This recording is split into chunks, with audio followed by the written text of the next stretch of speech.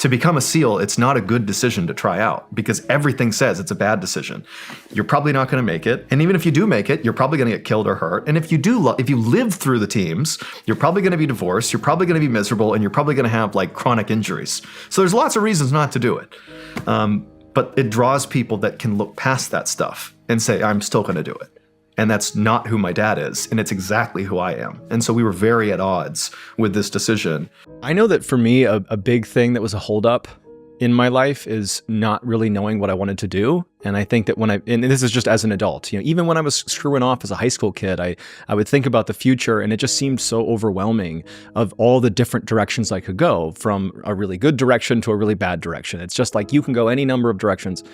And I think that for people that are stuck in a rut, if you will, I would imagine a big part of it is just not really knowing what the next step is. They know they need to clean up their life, let's say, and there might be aspects of their life that are really obvious to fix. Like, for example, they're eating like crap and they put on a bunch of weight. Well, yeah, change your diet and you'll lose weight. But that's not enough to have a full life. That's an aspect of your life. You need purpose in your life. You need direction. And so just pointing to symptoms of something is not enough. You need to figure out what you're going to do beyond, aesthetics. And I think that one of the things I've been pretty good at is not overthinking the things I'm going to try to do. I have a basic outline of what I want to do. I want to do things that are hard, that are impressive, that require hard work. And once I find things that check that for me, I don't question whether there was some alternative that was slightly better. I could have easily tried out for any number of special operations units, but I met Navy SEALs who seemed really cool, who had a couple things that seemed really applicable to me. I want to reinvent myself, that kind of thing. And instead of being like, well, wait a minute, let's do in-depth research about every military unit on Earth and see if this really is. And let's also look at what are my statistical chances of getting through? Because you can do that and you'll get caught up in the, oh, well, is this a good idea? Yeah, sometimes you just got to say, f it and do it. And I think that when you find something that checks enough boxes that it seems interesting, you should just do it. Oh my God, like the Navy SEALs are the coolest people in the world, and the thing that stuck with me when I met with them is they were like, it's a meritocracy, going to be a Navy SEAL, it's just whoever can stick around till the end. And if you can do that, you completely reinvent yourself. Whoever you were before you were a SEAL is replaced with, John Allen, the Navy SEAL, not like John Allen, the screw up. And I can accomplish multiple things at once here. I can have a huge goal, got to train like mad for this thing. I got to be disciplined to get ready for training. I can serve in the military, something I wanted to do. And I can frankly just continue this evolution of being a responsible adult, and John, not the guy who screwed up, but John, the Navy SEAL sounded a lot better to me. I have like a crazy amount of confidence in my ability to just be able to do things, whatever it is, even if I have no experience in them. I have this belief in myself that if I apply myself to something, I probably can do it. Maybe not the best at it, but I probably can do it. And so I don't question whether I'm going to be able to handle the rigors of getting good at something. I just need to identify the thing I want to do. And once I have that thing in mind, I don't worry about, well, can I do it? It's like, no, I want to do it. So I'm going to give it a shot. And I think I probably can. And with SEAL training, I mean, for those that don't know what SEAL training consists of, it's a doozy. It's just long more than anything. It's very challenging to even get a spot to try out. Like, forget trying out. Just to have a chance to try out is very competitive.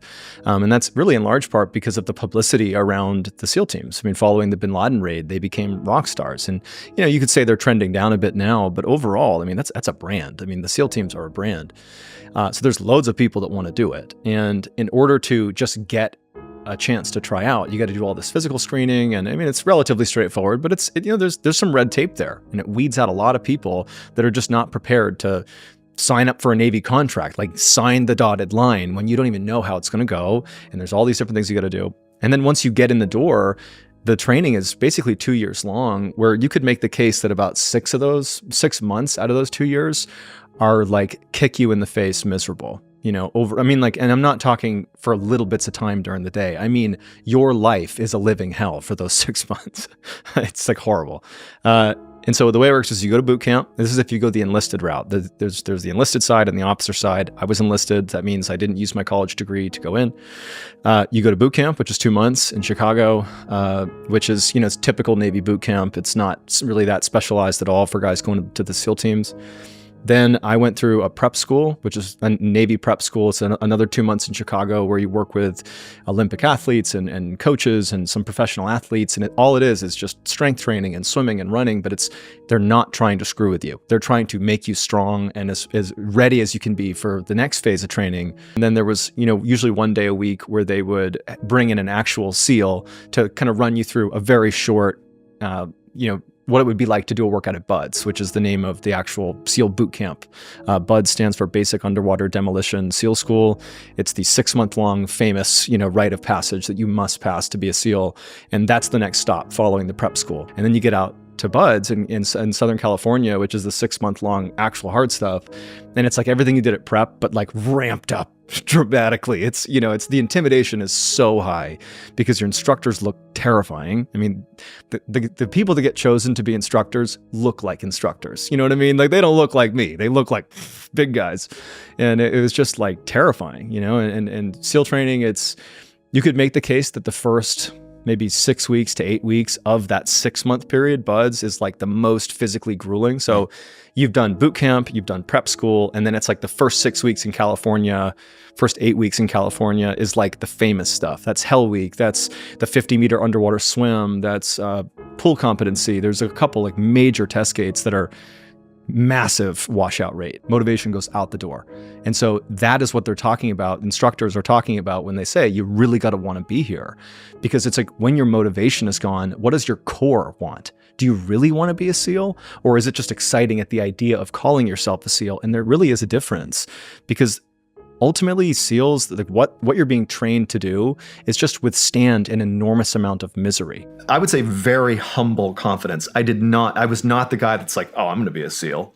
It was more like, I'm so happy to be here. This is like the coolest thing ever. I really hope I make it. That's what I would say. But inside, I'm like, I know I'm not going to quit. At least I really believe I'm not going to quit. Having some pretty profoundly bad experiences in your life at the time are pretty awful. But many times they're the most defining moments of our lives where you're able to really see what you're made of when things are going really badly. And I think that I've had a couple times in my life where my life has been really, really challenging, whether it was in SEAL training or in combat or reintegration or trying to find my way in the civilian world.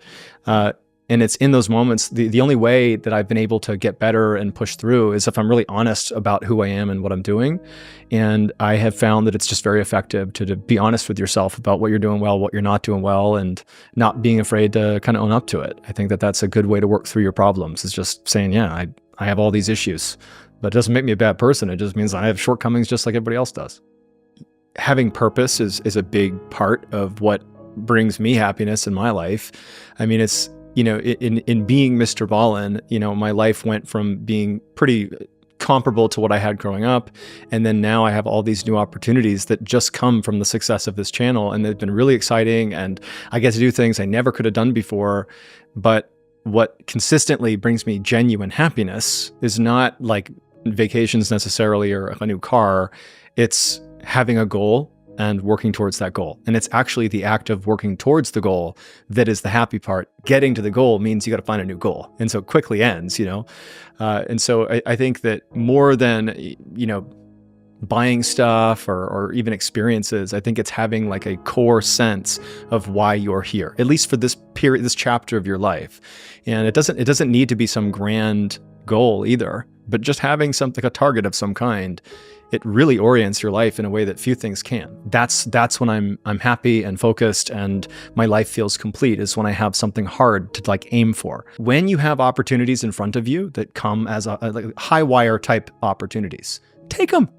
If you fail, who cares? No one cares about you. They care about themselves. That's being human. A huge part of, if you take any basic philosophy course, a big part of it is understanding that humans are by nature egocentric. They only really care about you in brief periods of time and really as it pertains to them. They aren't really invested in what you care about. They might act like they are. They might ask really good questions about what you're up to, but at the end of the day, they don't really care that much.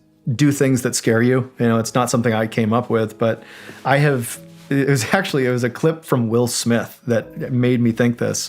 So Will Smith, the famous actor who famously slapped Chris Rock, he went skydiving and he filmed himself skydiving. This is years ago. And he tells this amazing story of his skydiving experience. He's an incredible storyteller himself. And he tells this story that's really funny, and it's basically him being terrified of going skydiving. Like the day comes and his buddy wants to go and he doesn't, and he's like kind of giving his buddy a hard time, like we should cancel.